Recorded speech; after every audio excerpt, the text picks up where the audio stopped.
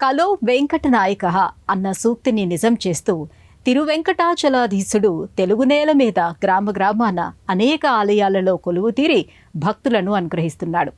కలియుగ ప్రత్యక్ష దైవమైన వెంకటేశ్వర స్వామిని కొలిచిన భక్తులకు సకల పాపాలు పటాపంచలై సర్వతోముఖ శ్రేయోభివృద్ధి వరదానంగా లభిస్తుంది. వెంకటేశ్వరుడు నాగేశ్వరుడితో కలిసి వెలిసిన దివ్యధామం గుంటూరు జిల్లా తెనాలిలో ఉన్న వైకుంఠపురం. ఇవాల్టి ఈటీవీ లైఫ్ ఆధ్యాత్మిక ఛానల్ తీర్థయాత్ర కార్యక్రమంలో ఈ ఆలయ విశేషాలను తెలుసుకుందాం.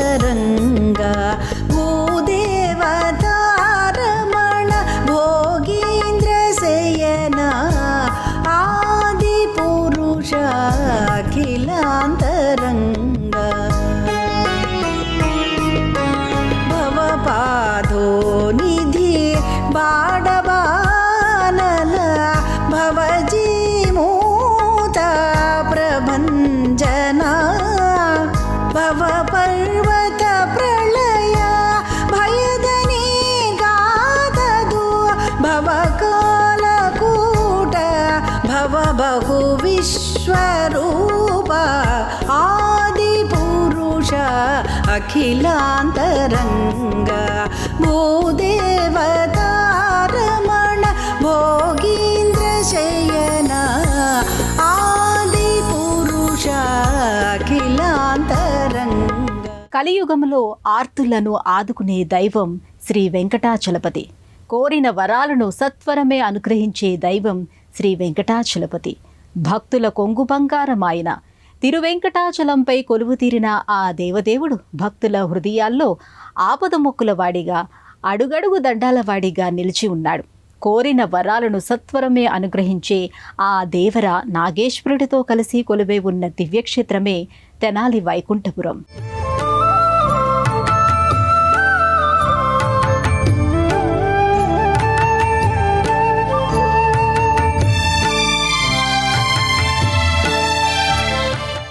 తెనాలి పట్టణానికి 3 కిలోమీటర్ల దూరంలో ఉన్న చిన్నరావూరు వైకుంఠపురం ఆలయం కామితార్థ వరదాయకమైన ఆలయంగా ప్రసిద్ధి చెందింది.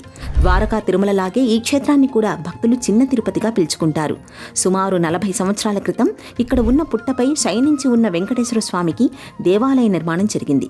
పూర్వం ఈ ప్రాంతమంతా నిర్జనారణ్యంగా ఉండేది. ఇక్కడ ఓ పెద్ద పుట్ట ఉండేది.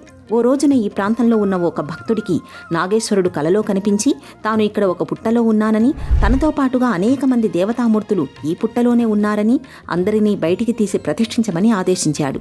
ఆ పుట్టను ఓ వైపు నుండి తవ్వి చూడగా అందులో నాగేశ్వరుడి విగ్రహంతో పాటుగా అనేక దేవతామూర్తుల విగ్రహాలు కనిపించాయి. ఈ ప్రాంతంలో నాగేశ్వరుడు వెలిశాడని తెలుసుకున్న కంచి కామకోటి పీఠాధిపతి అయిన చంద్రశేఖరేంద్ర సరస్వతి స్వామివారు ఇక్కడికి వచ్చి నాగేశ్వరుణ్ణి ఆరాధించారు. అనుష్ఠానంలో ఉన్న స్వామివారికి త్వరలోనే ఇక్కడ తిరువెంకటాచలాధీశుడు కొలువు తీరబోతున్నాడన్న విషయం తెలిసింది. కాలాంతరంలో ఆ విషయం ఓ భక్తుడి ద్వారా నిజమయ్యింది.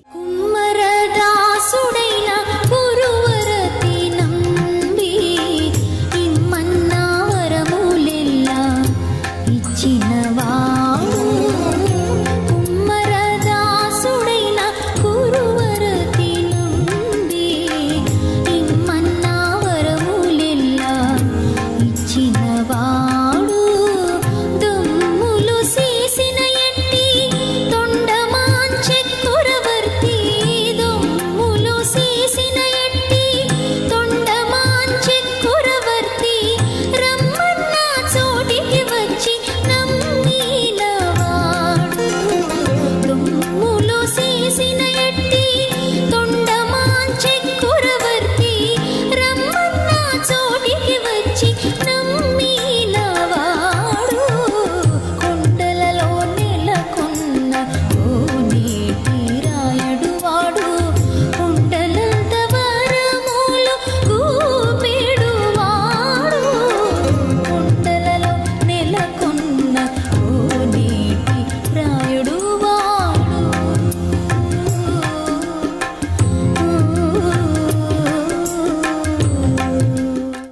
సుబ్బరాయగౌడ్ తనయులైన బాల నరసింహగౌడ్ శ్రీ వెంకటేశ్వర స్వామికి పరమ భక్తుడు.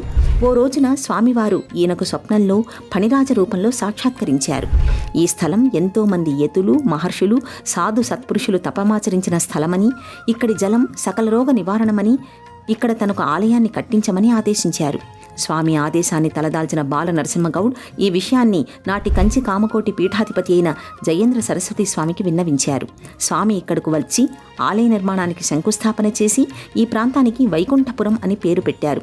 కంచిస్వామి వారి ఆదేశాన్ని అనుసరించి బాల నరసింహగౌడ్ ఈ స్థలంలో శ్రీ వెంకటేశ్వర స్వామికి ఆలయాన్ని నిర్మించాడు.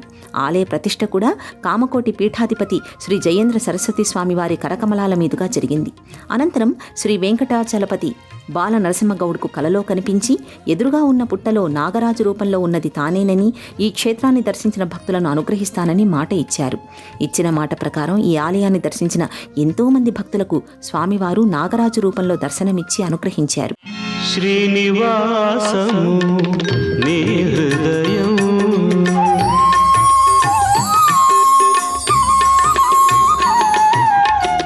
శ్రీనివాసము నీ హృదయం చిద్విలాస వికాసమయం చిద్విలాస వికాసమయం శ్రీనివాసము నీ హృదయం నిన్ను తలచినచో ప్రతి ఉదయం నిన్ను తలచినచో ప్రతి ఉదయం పుడమి జనులకు అభయం అభయం పుడమి జనులకు అభయం అభయం శ్రీనివాసము నీ హృదయం.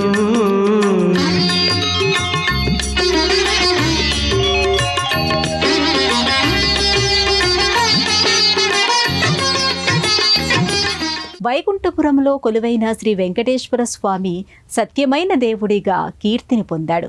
పిలిచినదే తడువుగా పలికే దైవంగా భక్తజన హృదయాల్లో నిలిచాడు. స్వామిని ఆరాధించిన వారికి జీవితంలో కావాలనుకున్నవన్నీ లభించాయి. స్వామి నాగేంద్రుడి రూపంలో దర్శనమిచ్చిన వారికి ఆరోగ్యం, ఐశ్వర్యం వంటి ఎన్నో కామితార్థాలు కరతాళమలకమయ్యాయి.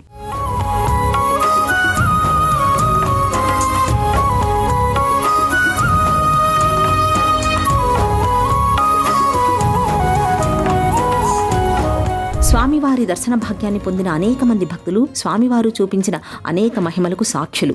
ఈ ఆలయానికి వచ్చి స్వామివారిని దర్శించుకున్న అనారోగ్యంతో బాధపడుతున్న వారు ఆరోగ్యవంతులయ్యారు. ఇలా స్వామివారు అనేక మహిమల్ని ప్రత్యక్షంగా చూపించారు. కనుకనే ఏటికేడు ఈ దివ్యక్షేత్రానికి వచ్చే భక్తుల సంఖ్య రెట్టింపవుతూనే ఉంది. తెనాలి వైకుంఠపురం ఆలయ ప్రాంగణానికి ప్రారంభంలో ఉన్న ప్రవేశ ద్వారంపై ఇరువురు దేవేరులతో కూడి శ్రీ వెంకటాచలపతి కొలువై ఉంటాడు. స్వామివారికి ఇరువైపులా గరుడాళ్వార్, ఆంజనేయ స్వామి ఉంటారు. స్వామివార్లకు కింది భాగంలో ప్రవేశ ద్వారానికి ఇరువైపులా 2 సింహాకృతులు ఉంటాయి. కొంచెం ముందుకు వెళ్లగానే సప్తవర్ణ శోభితమైన 5 అంతస్తుల రాజగోపురం కనిపిస్తుంది. పంచకలశాలతో అలరారే ఈ రాజగోపురంపై వివిధ దేవీ దేవతల విగ్రహాలను, దశావతారాలను, యక్ష, కిన్నెర, గంధర్వ, కింపురుషుల విగ్రహాలను రసరమ్యంగా తీర్చిదిద్దారు. ఈ గాలిగోపుర ద్వారానికి ఇరువైపులా భద్రగజాలు కొలువై ఉంటాయి. ఆలయ ప్రాంగణంలోకి ప్రవేశించగానే గాలిగోపురం పక్కనే ఉన్న చిన్న మందిరంలో భక్తాంజనేయుడు కొలువుతీరి ఉంటాడు. సరిగ్గా ఆంజనేయ స్వామి మందిరానికి ఎదురుగా ఉపాలయంలో శ్రీ భూవరాహమూర్తి శ్రీ లక్ష్మీ సమేతుడై కొలువుతీరి ఉన్నాడు. 2 చేతుల్లో శంఖుచక్రాలను ధరించిన భూవరాహమూర్తి ఓ చేత అభయముద్రను ధరించి ఉంటాడు. మరో చేత తన వక్షస్థలంపై కొలువుతీరి ఉన్న శ్రీ మహాలక్ష్మిని పొదుపుకుని ఉంటాడు. వరాహస్వామి ఆలయం పక్కనే ఉన్న అశ్వత్థ వృక్షం మూలలో నాగదేవత విగ్రహం ప్రతిష్ఠితమై ఉంటుంది.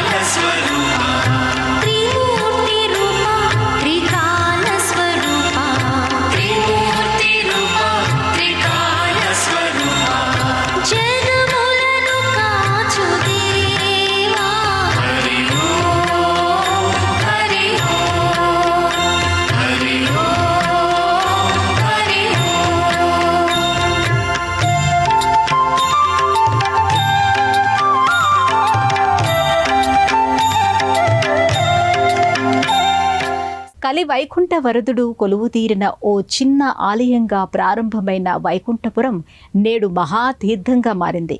తెనాలి చుట్టుపక్కల ప్రాంతాల నుంచే కాకుండా దేశ విదేశాల నుండి సైతం భక్తులు ఈ ఆలయానికి పోటెత్తుతున్నారు.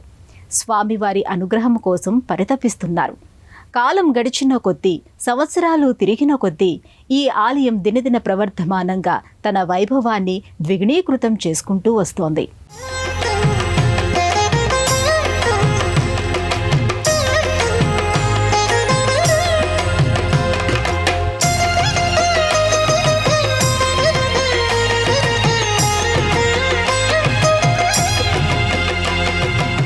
రాజగోపురానికి ఎదురుగా లోపలి వైపున కార్తీక మాసంలో భక్తులు దీపారాధనలు చేసుకోవడానికి వీలుగా వందలాది ప్రమిదల్ని పెట్టుకోవడానికి వీలుగా ఏర్పాటు చేసిన స్టాండ్ కనిపిస్తుంది. దీనికి అవతల బలిపీఠం, దానికి అవతల ఆకాశాన్ని తాకుతోందా అన్నట్టుగా ఉన్న సమున్నతమైన ధ్వజస్తంభం కనిపిస్తుంది. ధ్వజస్తంభానికి ఎదురుగా ఉన్న మంటపం ముందర చిన్న వేదిక మీద స్వామివారు, ఇరువైపులా ఉన్న దేవేరుల చిన్న విగ్రహాలు కనిపిస్తాయి. ఈ మంటపం ప్రాకారం పైన కూడా శ్రీవారు, ఇరువైపులా దేవేరుల విగ్రహాలు కొలువుతీరి ఉంటాయి. ఈ ప్రాకారంపై చుట్టూ శక్తి రూపాలు కొలువై ఉంటాయి. ఈ మంటపంలో గరుడాళ్వార్ సరిగ్గా గర్భాలయంలో ఉన్న స్వామివారికి ఎదురుగా నిల్చుని ఉంటారు. గరుడాళ్వార్ కుడివైపున ఇదే మంటపంలో ఒక పెద్ద పుట్ట ఉంటుంది. ఇప్పటికీ ఇందులో స్వామివారు సర్పరూపంలో నివసిస్తున్నారని, అనేక మంది భక్తులకు దర్శనమిస్తారని చెబుతారు.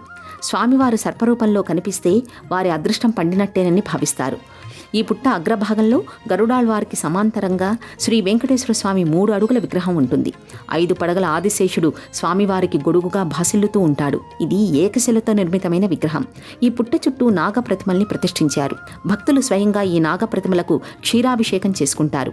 ఈ మంటపానికి ఎడమవైపున స్వామివారికి నిత్య కళ్యాణోత్సవాన్ని జరిపించేందుకు ఈ ప్రాంగణంలో ఓ పెద్ద కళ్యాణ మంటపాన్ని నిర్మించారు. చుట్టూ కళాత్మకమైన స్తంభాలతో పైకప్పు విశాల అష్టదళ పద్మంతో ఈ మంటపం శోభిల్లుతూ ఉంటుంది. ఇందులోనే స్వామివారి అద్దాల మంటపం కూడా ఉంటుంది.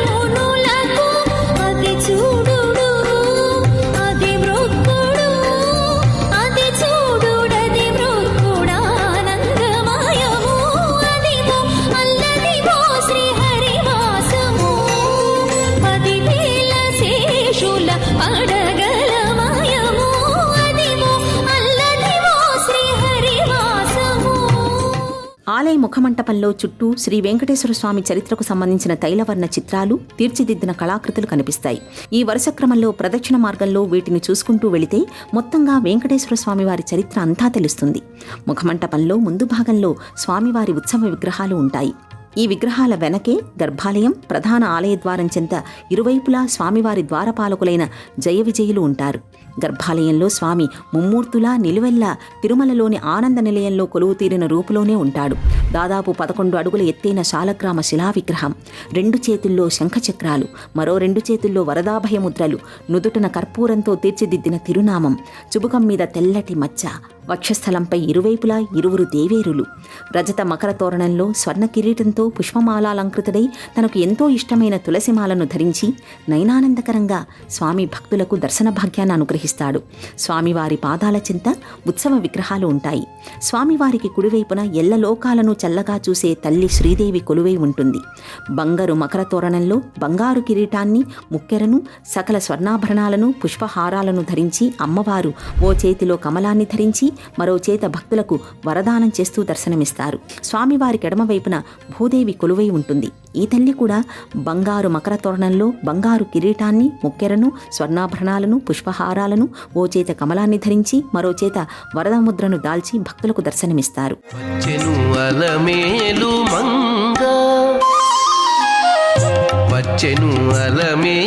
మంగా, ఈ పచ్చల కడియాల పణతి చలంగా.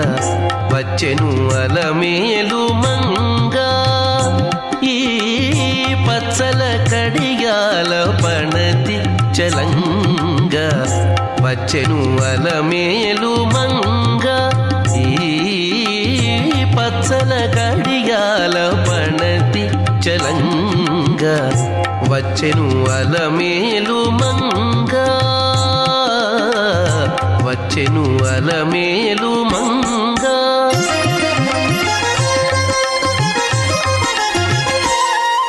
నిత్యం తిరుమల కొండ మీద స్వామివారి అన్నప్రసాదాన్ని వితరణ చేసినట్టుగానే ఈ ఆలయానికి వచ్చే భక్తులందరికీ ప్రతిరోజు అన్నప్రసాదాన్ని అందజేస్తారు. ఈ ప్రాంగణంలో ఓ పెద్ద గోశాల కూడా ఉంది. సువిశాలమైన ఈ ప్రాంగణం వివిధ వృక్షరాజాలతో అలరారుతూ ఉంటుంది. ఈ ప్రాంగణంలో పలుచోట్ల వివిధ దేవతల విగ్రహాలను ఏర్పాటు చేశారు. ఇక్కడ ఉన్న కళ్యాణ మంటపాల్లో ప్రతి సంవత్సరం వందలాది పెళ్లిళ్లు జరుగుతాయి.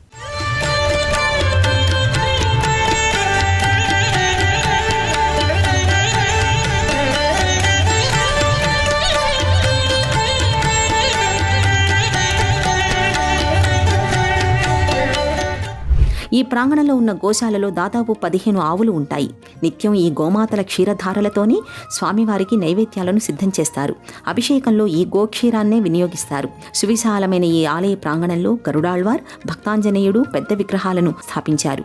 ఈ ప్రాంగణంలోనే భక్తులు స్వామివారికి మొక్కులు చెల్లించుకోవడానికి తలనీలాలను అర్పించేందుకు కళ్యాణకట్ట ఉంటుంది. సువిశాలమైన ఈ ప్రాంగణంలో ఓ వైపున 2 అంతస్తుల కళ్యాణ మంటపాల కాంప్లెక్స్ ఉంటుంది. వైశాఖ మాసంలో, మాఘమాసంలో ఈ ఆలయంలో చుట్టుపక్కల గ్రామాల నుండి వచ్చిన భక్తుల పెళ్లిళ్లు వందల కొద్దీ జరుగుతాయి.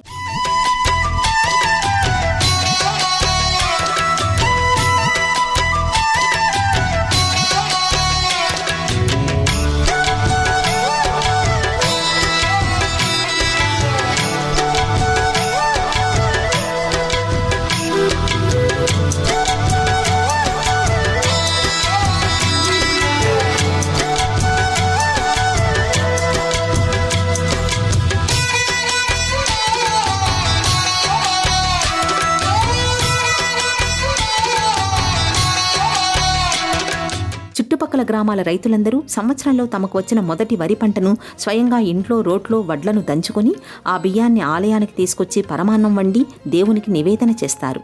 తిరుమలలో మాదిరిగానే ఈ ఆలయంలో కూడా వైఖానస ఆగమోక్తంగా స్వామివారికి నిత్య పూజలు, సేవలు, కైంకర్యాలు జరుగుతాయి. ఉదయం 5 గంటలకు బిందెతీర్థం, 6 గంటలకు అర్చన, తర్వాత స్వామివారికి బాలభోగాన్ని నివేదన చేసి అనంతరం భక్తుల్ని దర్శనానికి అనుమతిస్తారు. ప్రతిరోజు ఉదయం 9 గంటల నుండి స్వామివారి ఆలయానికి ఎదురుగా ఉన్న నాగేంద్రస్వామి పుట్ట దగ్గర భక్తులు తమ పిల్లలకు అన్నప్రాసనలు, అక్షరాభ్యాసాలు చేసుకుంటారు. నిత్యం దాదాపుగా 1000 మంది భక్తులు నాగేంద్రస్వామికి స్వయంగా పొంగళ్లను వండి పుట్ట దగ్గర నివేదన చేస్తారు. ప్రతి శుక్రవారం తెల్లవారుఛామున స్వామివారికి పంచామృతాభిషేకం ఉంటుంది. అందువల్ల ఉదయం 7 గంటల నుండి భక్తులను దర్శనానికి అనుమతిస్తారు. నిత్యం ఈ ఆలయంలో స్వామివారికి కళ్యాణోత్సవాన్ని జరుపుతారు. కళ్యాణానికి కావలసిన పూజా సామగ్రి అంతటినీ దేవస్థానం వారే ఏర్పాటు చేస్తారు. చైత్రమాసంలో ఉగాది పర్వదినాన స్వామివారికి ఆస్థానాన్ని నిర్వహిస్తారు. సాయంత్రం వేళ పంచాంగ పఠనం, చైత్రశుద్ధ నవమిన రామచంద్రమూర్తికి కళ్యాణోత్సవం జరుగుతుంది. వైశాఖ బహుళ పంచమి నుండి స్వామివారి వార్షిక బ్రహ్మోత్సవాలు పాంచాహ్నిక దీక్షతో నిర్వహిస్తారు. జ్యేష్ఠమాసంలో సుదర్శన హోమం చేస్తారు. ఆషాఢ మాసంలో పౌర్ణమికి అమ్మవార్లకిద్దరికీ శాకంబరి అలంకారం చేస్తారు. ఆశ్వయుజ మాసంలో మూలా నక్షత్రం నుండి విజయదశమి వరకు కలశస్థాపన చేసి ఉదయం సాయంత్రం విశేష కుంకుమార్చనలు, ప్రసాద నివేదన, భక్తులకు తీర్థప్రసాద వినియోగం చేస్తారు. కార్తీక మాసంలో ప్రతి ఆదివారం సామూహిక సత్యనారాయణ వ్రతాలు జరిపిస్తారు. పూజానంతరం దేవస్థానం వారే ఉచిత అన్నప్రసాదాన్ని కూడా వితరణ చేస్తారు.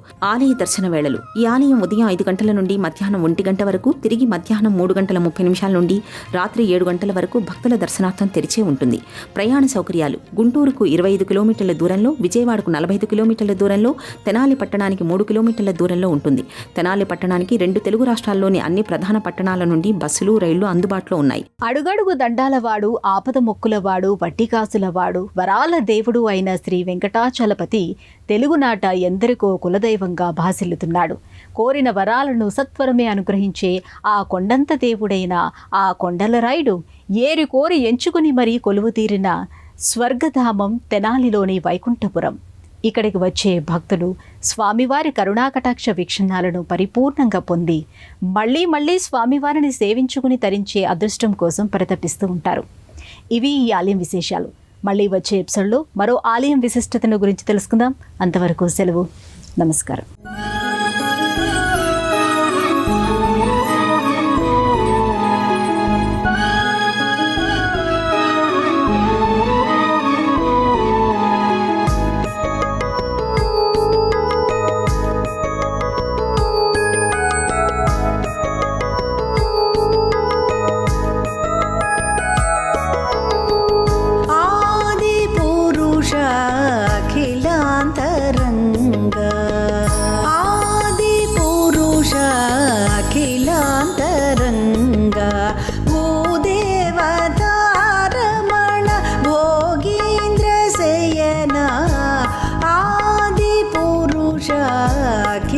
అఖిలాంతరంగా భవపాదో నిధి బాడబానల భవజీమూత ప్రభంజనా భవ పర్వత ప్రళయ భయదని గాతదు భవ కాలకూట భవ బహు విశ్వరూప ఆది పురుష అఖిలాంతరంగా. ఈ కార్యక్రమాన్ని తిరిగి చూడాలనుకుంటే www.youtube.com/ETV Life Spiritual లో చూడవచ్చు.